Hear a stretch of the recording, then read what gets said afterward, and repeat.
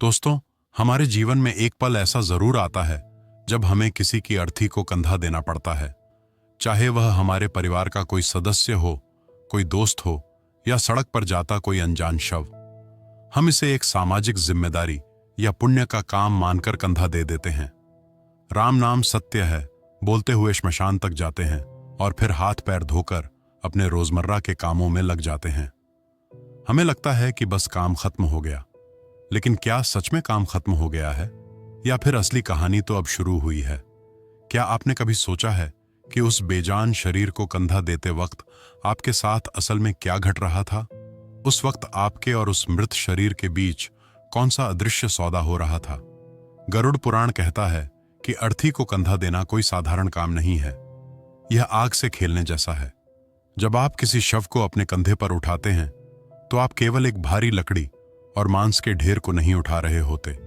आप उस इंसान के पूरे जीवन के कर्मों को, उसके पापों को और उसकी अतृप्त इच्छाओं के बोझ को अपने कंधे पर उठा रहे होते हैं। शास्त्र कहते हैं कि शव के अंदर एक सोई हुई ऊर्जा होती है जिसे मृत्यु ऊर्जा कहते हैं। जब आपका जीवित शरीर उस मृत शरीर के संपर्क में आता है तो एक अदृश्य आदान प्रदान शुरू होता है। और अगर उस वक्त आपसे एक छोटी सी भी गलती हो गई या आपने नियमों का पालन नहीं किया तो वह ऊर्जा आपके कंधे से होते हुए आपके शरीर, आपके घर और आपके भाग्य में घुस सकती है।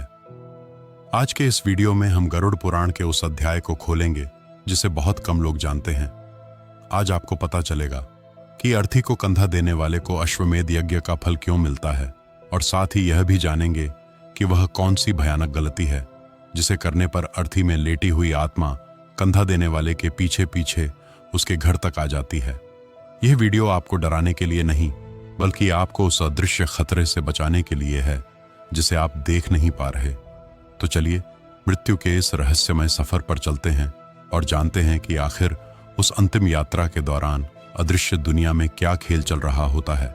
सबसे पहले हमें यह समझना होगा कि अर्थी को कंधा देने की प्रक्रिया को शास्त्रों में इतना महत्व क्यों दिया गया है। गरुड़ पुराण में भगवान विष्णु कहते हैं कि जो व्यक्ति किसी अनाथ या लावारिस शव को कंधा देता है उसे 1000 यज्ञों के बराबर फल मिलता है। ऐसा क्यों? क्योंकि हिंदू धर्म में शरीर को केवल एक वस्त्र माना गया है, लेकिन उस वस्त्र को सम्मान के साथ 5 तत्वों में विलीन करना सबसे बड़ा धर्म है। जब कोई आत्मा शरीर छोड़ती है तो वह बहुत ही असहाय अवस्था में होती है। वह खुद चल नहीं सकती, खुद अपना अंतिम संस्कार नहीं कर सकती। ऐसे में जो व्यक्ति उसे अपने कंधे का सहारा देकर उसकी अंतिम मंजिल तक पहुंचाता है वह उस आत्मा के लिए साक्षात भगवान का रूप होता है। उस वक्त वह आत्मा उस व्यक्ति को दिल से आशीर्वाद देती है और कहते हैं कि मरते हुए इंसान की बद्दुआ और मुक्त होती हुई आत्मा का आशीर्वाद दोनों ही कभी खाली नहीं जाते। यह आशीर्वाद इतना शक्तिशाली होता है कि यह आपके कई जन्मों के पापों को जलाकर राख कर सकता है। लेकिन इसके पीछे एक बहुत बड़ा जोखिम भी छिपा है। विज्ञान कहता है कि ऊर्जा हमेशा उच्च स्तर से निम्न स्तर की ओर बहती है। एक जीवित व्यक्ति के पास प्राण ऊर्जा होती है, जबकि एक शव के पास मृत्यु की नकारात्मक ऊर्जा होती है। जब आप कंधा देते हैं तो आपका आभा मंडल यानी आपका ऑरा उस शव के ऑरा के साथ रगड़ खाता है। अगर मरने वाला व्यक्ति बहुत पापी था या उसकी अकाल मृत्यु हुई थी या वह बहुत ज्यादा गुस्से और असंतोष में मरा था तो उसकी वह नकारात्मक तरंगें आपके शरीर में प्रवेश करने की कोशिश करती हैं। यह एक तरह का आध्यात्मिक संक्रमण होता है। आपने अक्सर देखा होगा कि श्मशान से आने के बाद कई लोगों को अचानक तेज बुखार आ जाता है या वह बहुत ज्यादा थकान महसूस करते हैं। उनका शरीर टूटने लगता है और मन में अजीब सी बेचैनी होने लगती है। यह कोई साधारण थकान नहीं होती, यह उस नकारात्मक ऊर्जा का प्रभाव होता है जिसने आपकी प्राण शक्ति को चूस लिया है। शास्त्रों में कंधा देने के बहुत कड़े नियम बताए गए हैं जिनका पालन करना अनिवार्य है। पहला नियम यह है कि कंधा हमेशा विषम संख्या में कदम चलकर बदला जाना चाहिए, यानी आप 10 या 20 कदम नहीं बल्कि विषम संख्या में कदम चलकर दूसरे को मौका दें। और सबसे महत्वपूर्ण बात, जब आप कंधा दे रहे हों तो मन में कोई भी दुनियावी विचार नहीं होना चाहिए। अगर कंधा देते वक्त आप अपने व्यापार के बारे में सोच रहे हैं, फोन पर बात कर रहे हैं या हंसी मजाक कर रहे हैं तो आप बहुत बड़ी मुसीबत को न्योता दे रहे हैं। क्योंकि उस वक्त वह आत्मा सब देख रही होती है, सब सुन रही होती है। उसे लगता है कि यह व्यक्ति मेरे दुख में शामिल नहीं है, बल्कि मेरा अपमान कर रहा है। ऐसे में उसका आशीर्वाद श्राप में बदल सकता है।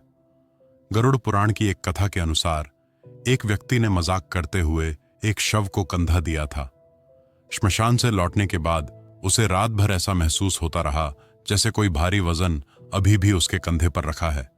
वह वजन दिन ब दिन बढ़ता गया। डॉक्टर कोई बीमारी नहीं पकड़ पाए और अंत में वह व्यक्ति पागल हो गया। इसलिए अर्थी को कंधा देना एक तपस्या है। इसे खेल समझने की भूल कभी न करें। अब बात करते हैं उस रहस्य की जिसे सुनकर आप दंग रह जाएंगे। गरुड़ पुराण कहता है कि जब हम अर्थी लेकर चलते हैं तो हर कदम पर हमारे पाप नष्ट होते हैं। कहा गया है, पदे पदे अश्वमेधस्य फलम, यानी हर कदम पर एक अश्वमेध यज्ञ का फल। प्राचीन काल में राजा महाराजा अपने पाप धोने के लिए करोड़ों रुपए खर्च करके अश्वमेध यज्ञ करते थे। लेकिन कलयुग में भगवान ने हमें यह मौका बहुत आसानी से दे दिया है। जब आप किसी की अंतिम यात्रा में निस्वार्थ भाव से शामिल होते हैं और उसे अपने कंधे पर उठाते हैं तो उस वजन के नीचे आपके पुराने पाप दबकर कुचल जाते हैं। यह एक तरह का प्रायश्चित है। लेकिन यह फल केवल तभी मिलता है जब आपके मन में कोई स्वार्थ ना हो। अगर आप दिखावे, डर या फोटो खिंचवाने के लिए कंधा दे रहे हैं तो आपको पुण्य नहीं बल्कि पाप मिलेगा। गरुड़ पुराण के अनुसार कंधा देते समय व्यक्ति को मौन रहना चाहिए या केवल भगवान का नाम लेना चाहिए। राम नाम सत्य है बोलना सबसे उत्तम है। यह मंत्र उस आत्मा और स्वयं को यह याद दिलाने के लिए है कि यह शरीर झूठ था और परमात्मा ही सत्य है। जो लोग अर्थी के साथ चलते हुए बीड़ी, सिगरेट पीते हैं या पान चबाते हैं वे महापाप के भागीदार बनते हैं। श्मशान यात्रा कोई पिकनिक नहीं है। यहाँ किया गया हर अधर्म सीधे आपके भाग्य पर चोट करता है। एक और बहुत बड़ा रहस्य है दिशा का। क्या आपने कभी ध्यान दिया है कि अर्थी को ले जाते समय शव का सिर किस तरफ होता है? आमतौर पर शव का सिर आगे की तरफ रखा जाता है, लेकिन श्मशान के द्वार पर पहुंचकर उसे घुमा दिया जाता है और पैर आगे कर दिए जाते हैं। ऐसा क्यों? इसके पीछे भी एक गहरा आध्यात्मिक विज्ञान है। जब तक शरीर घर से श्मशान तक जा रहा होता है उसे यह भ्रम रहता है कि शायद मैं वापस लौट सकूं। उसका मोह घर की तरफ रहता है। वह अपने घर को, अपनी गलियों को आखिरी बार देख रहा होता है। लेकिन जब उसे श्मशान के अंदर ले जाया जाता है तो उसके पैर आगे कर दिए जाते हैं, जिसका मतलब है अब तुम्हारी यह यात्रा समाप्त हुई। अब तुम आगे बढ़ो, पीछे मुड़कर मत देखो। जो व्यक्ति उस समय कंधा दे रहा होता है वह उस आत्मा को यह संदेश दे रहा होता है कि हे जीवात्मा, तेरा इस लोक से नाता टूट चुका है, अब तू परलोक की ओर प्रस्थान कर। यह एक तरह का मार्गदर्शन है। अगर यह दिशा परिवर्तन न किया जाए तो आत्मा श्मशान में प्रवेश करने से डरती है और वह कंधा देने वालों के साथ ही वापस लौटने की कोशिश करती है। अब आता है वह सवाल जो बहुत से लोगों के मन में होता है, क्या अपने पिता या भाई की अर्थी को कंधा देने और किसी अनजान की अर्थी को कंधा देने में कोई फर्क है? गरुड़ पुराण के अनुसार पिता को कंधा देना आरण चुकाना है और अनजान को कंधा देना पुण्य कमाना है। पिता ने आपको बचपन में अपने कंधे पर बिठाया था, आपको दुनिया दिखाई थी। जब आप उन्हें अंतिम बार अपने कंधे पर उठाते हैं तो वह जीवन का चक्र पूरा होता है। उस वक्त जो भावना आपके मन में आती है वह आपको मोक्ष के करीब ले जाती है। यह पितृ आरण से मुक्त होने का अंतिम अवसर होता है। लेकिन जब आप किसी अनजान, किसी लावारिस को कंधा देते हैं तो वहां कोई मोह नहीं होता, वहां सिर्फ करुणा होती है। और शास्त्रों में करुणा को भक्ति से भी ऊंचा दर्जा दिया गया है। लावारिस शव को कंधा देने वाले के सिर पर भगवान शिव का हाथ माना जाता है, क्योंकि जिनका कोई नहीं होता उनके शिव होते हैं। ऐसे व्यक्ति की अकाल मृत्यु कभी नहीं होती और उसे जीवन में कभी कोई बड़ा संकट नहीं आता।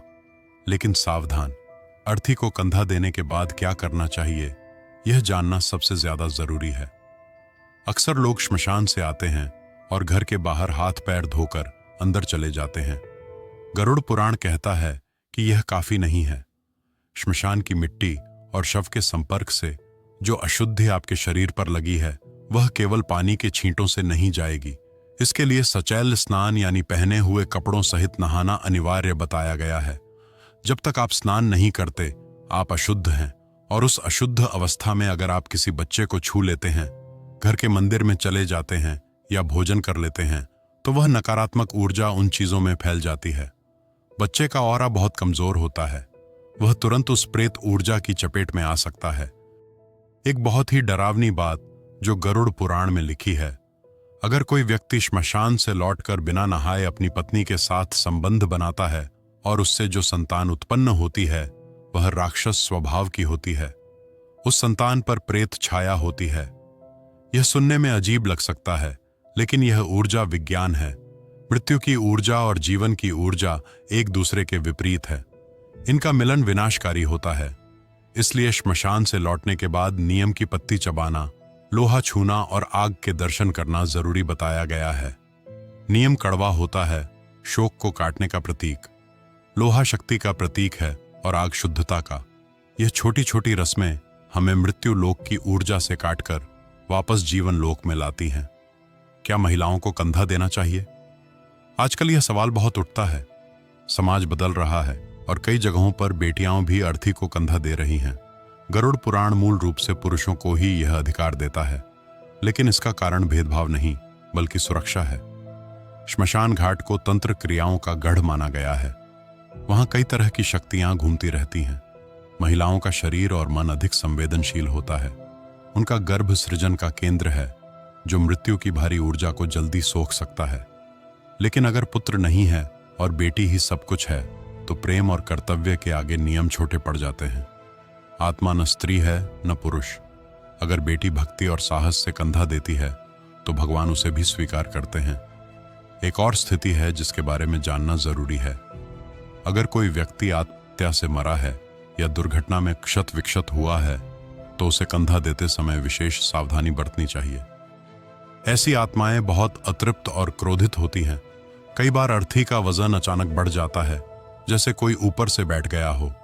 यह आत्मा के विरोध का संकेत है। ऐसे समय गायत्री मंत्र या महामृत्युंजय मंत्र का जाप करना चाहिए। यह एक सुरक्षा कवच बनाता है। कभी कभी कंधा देने वाले को सपने में मृतक दिखाई देता है। अगर वह शांत है तो समझिए उसे गति मिल गई।